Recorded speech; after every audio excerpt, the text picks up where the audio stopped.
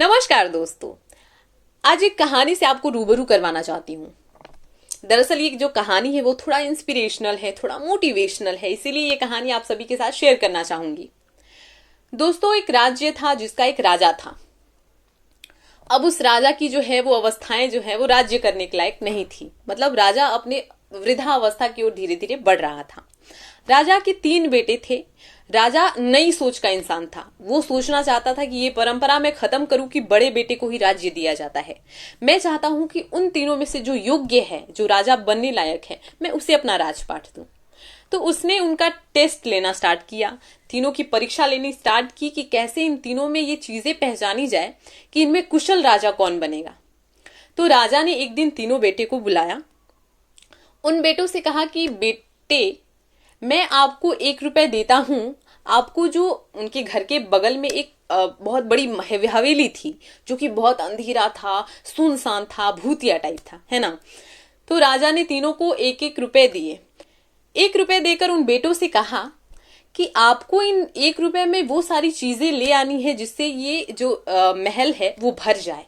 तो तीनों बेटे 1-1 रुपए लेकर चल पड़े महल को भरने की खोज में।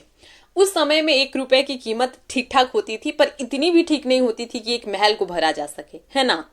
तो नंबर 1 का जो सबसे बड़ा बेटा था वो अपना 1 रुपए लेकर गया।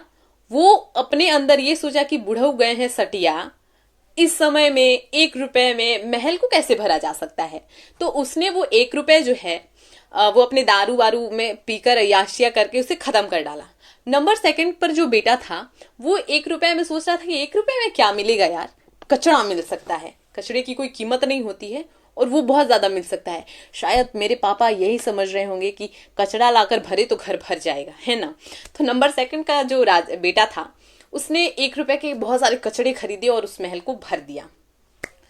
राजा हुए ना खुश, लेकिन उन्होंने कुछ कहा नहीं। अब बारी थी तीसरे बेटे की।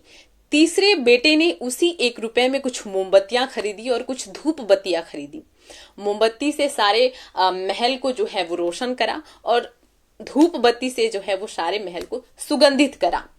और उस 1 रुपए की मोमबत्ती और धूप बत्ती से पूरा महल जो है वो उजाला और सुगंध से जो है वो भर गया।